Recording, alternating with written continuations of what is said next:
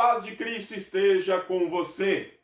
Mais uma vez, cá estamos para falar a palavra de Deus.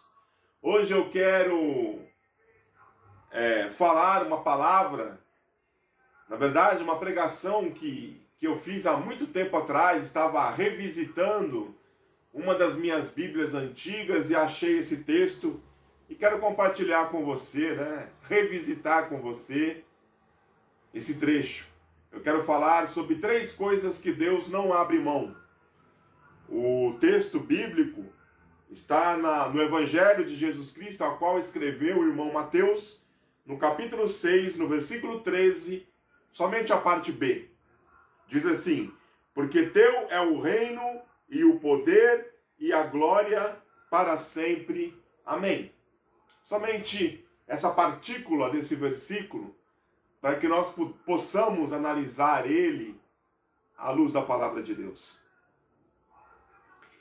Nosso Deus, ele é um Deus que ele não é um relojoeiro, que ele criou toda a sua natureza, a sua criação, e deixou ao bel prazer e se afastou. Não.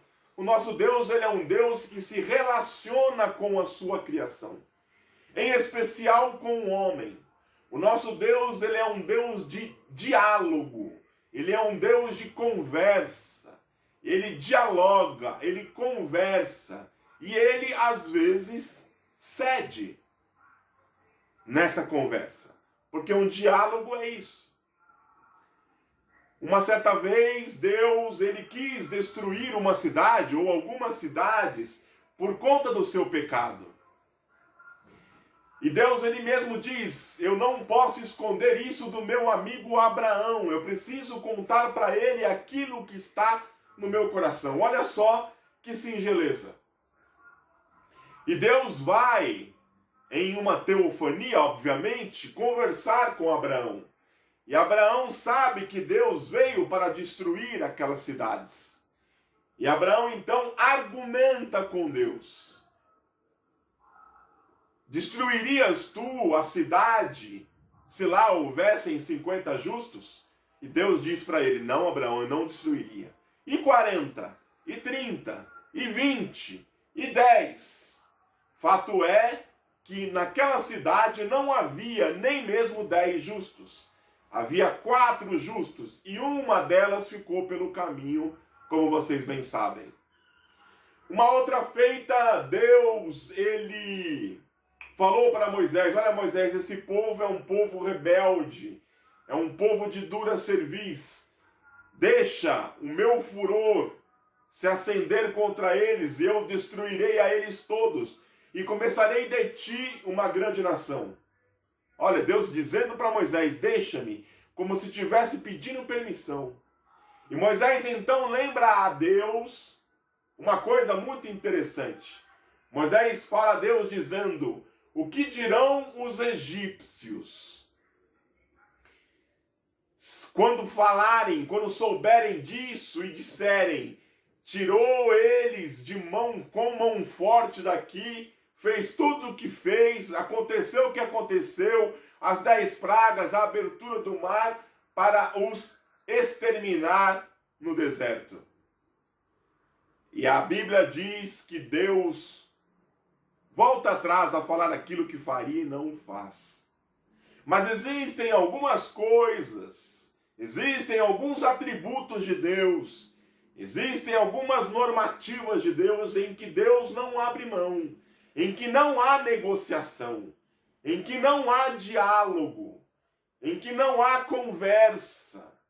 E é sobre essas coisas que eu quero tratar nessa conversa de hoje. O texto que nós lemos, ele faz parte do final da oração a qual Jesus ensinou os seus discípulos e a nós todos a orar. A conclusão da oração é essa, de que essas 3 coisas pertencem a Deus. Por que Deus não abre mão do seu reino? Eu confesso que para uma pessoa normal, comum, olhando para o mundo do jeito que ele se encontra, olhando as coisas como elas se passam nos dias de hoje, é fácil notar que o reino das trevas está ganhando. Existe muito mal no mundo. A maldade está assolando os seres humanos. Em vez dos seres humanos aprenderem na história as coisas ruins que aconteceram, parece que o ser humano vai de mal a pior. Tantos séculos existiram de escravidão e o ser humano continua racista em pleno século XXI. Gente continua morrendo por nada. Mulheres sendo espancadas. O mal parece que domina em todas as áreas. Mas eu peço para você olhar um pouco, com um pouco mais de atenção. Eu peço para você olhar com outros olhos, sob uma nova perspectiva. Você, se fizer isso, vai ver que o reino de Deus, ele está presente na terra. Eu confesso a você que esse reino, ele não é maioria, ele é minoria. Mas os servos de Deus estão na terra fazendo a diferença, mesmo sendo minoria. Bendito seja o nome do Senhor. Eu não estou falando de igrejas como instituição. Eu não estou falando de placas denominacionais, pois até mesmo essas você vai encontrar muitos erros. Eu estou dizendo naqueles que se reúnem em nome de Cristo, bendito seja o nome do Senhor. Onde a Bíblia diz que, o próprio Jesus disse que onde houvesse 2 ou 3 reunidos no nome dele, ele estaria no meio deles, bendito seja o nome do Senhor. Esses seres humanos, essas pessoas, mesmo sendo minoria, elas têm feito a diferença no mundo. Esse reino, ele é composto por homens e mulheres. Esse reino é um caminho estreito. Esse reino é composto por homens e mulheres que têm que carregar a sua cruz a cada dia, como diz a palavra, bendito seja o nome do Senhor. Mas mesmo sendo minoria, esse reino tem feito a diferença.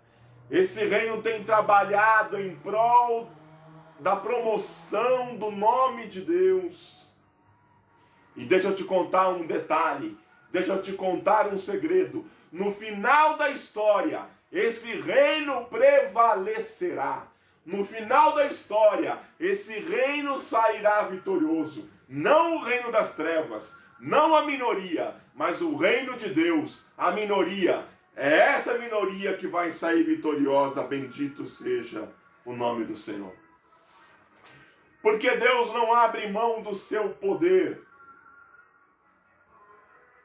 Bom, tem uma regra que ela é válida para os dias de hoje, apesar de não ser bíblica, mas ela é verdadeira. A regra diz que se você quer realmente conhecer uma pessoa, dê poder a ela. Uma pessoa aparentemente frágil, uma pessoa aparentemente introvertida, tímida, quando ela tem o poder nas mãos, de repente essa pessoa se torna cruel. Essa pessoa se torna soberba, obsessiva. O que foi que mudou? Mudou foi a posição que essa pessoa ocupou. Ela, de uma posição inferior, foi para uma posição superior. Talvez você venha dizer, isso nunca aconteceria comigo. Será? Você só pode saber disso se um dia for lhe dado poder, seja sobre uma pessoa, sobre 100, sobre 1 milhão. Aí você vai saber se o poder vai contaminar, vai degenerar você ou não.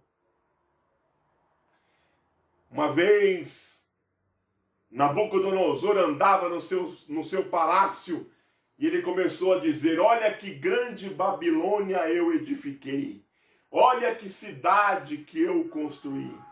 A Bíblia diz que na mesma hora uma voz foi ouvida do céu dizendo: a ti te diz, ó rei Nabucodonosor, passado de ti foi o reino.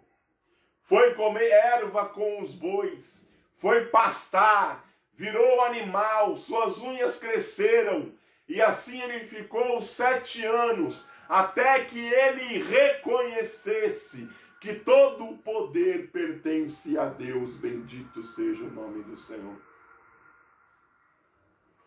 Foi esse tipo de poder que subiu ao coração de Lúcifer. De aferidor da medida, ele passou a anjo caído. Quis ser igual a Deus, olha só, uma criatura querendo ser igual ao Criador. Vê se pode uma coisa dessa. Mas sabe o que eu me surpreendo? Sabe o que eu me encanto? É que enquanto uma criatura quis se tornar como o Criador, nós lemos na Bíblia o exemplo do Criador querendo se tornar como a criatura. Foi isso que aconteceu com Jesus. Ele de Criador se esvaziou, se humilhou, tirou de si a sua glória, se encarnou. Como o verbo grego diz, armou barraca entre nós. Viveu entre nós uma vida humilde e singela. E se isso não fosse suficiente, morreu na cruz do Calvário como maldito. Bendito seja o nome do Senhor. Através da sua morte nós ganhamos vida. Bendito seja o nome do Senhor. Sua crucificação foi pública. Foi um escárnio para os anjos, para a natureza e até mesmo para o inferno. Mas deixa eu te contar uma coisa. Jesus foi morto e sepultado, mas ele não ficou na sua tumba para sempre. Ao 3º dia ele ressuscitou. E quando ele ressuscitou, ele clamou com grande voz: é-me dado todo o poder no céu e na terra. Quando nós dizemos que foi dado todo o poder para Jesus, é que não sobrou poder para ninguém. Não existe 0,001% para ninguém. Todo o poder foi dado para Jesus. Bendito seja o nome do Senhor. Esse é o Deus em que nós cremos. Mas para terminar, por que Deus não abre mão da sua glória? Em tempos de redes sociais, tem muita gente procurando um lugarzinho ao sol. Querem ser vistos, querem ser reconhecidos, querem curtidas, querem likes, querem de alguma forma deixar um legado. Nós já falamos de Nabucodonosor. Nabucodonosor teve que aprender que a glória pertence somente a Deus. Pastou como boi para entender, depois de 7 anos, que a glória pertence a Deus. Paulo, uma certa feita, orou por 3 vezes para que Deus eliminasse o espinho na sua carne. Nós não sabemos que espinho era esse. Se esse espinho era de ordem física, se esse espinho era de ordem emocional, ou se esse espinho era de ordem espiritual. Paulo não dá detalhes sobre isso. Mas a resposta que veio de Deus, quando ele orou pela 3ª vez para ficar livre desse espinho, foi a seguinte: Paulo, olha, o meu poder se aperfeiçoa na fraqueza. E Paulo então entendeu que quando ele era fraco, na verdade então ele era forte. Paulo entendeu que aquele espinho era para que ele não se gloriasse. Paulo podia ter muitos motivos de se gloriar, mas o espinho na carne de Paulo fazia com que ele se submetesse a Deus a cada dia, para que a glória pertencesse sempre ao Senhor. Bendito seja o nome do Senhor. Deus escolheu as coisas fracas do mundo. Deus escolheu as coisas vis do mundo. Deus escolheu aqueles que não são, para envergonhar aqueles que são, para que nenhuma carne se glorie diante dele. Bendito seja o nome do Senhor.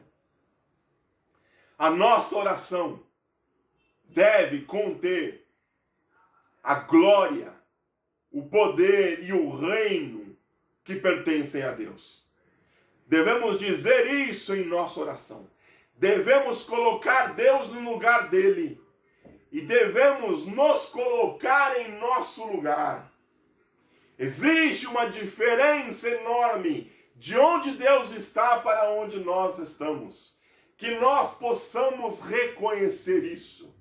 Que nós possamos declarar isso.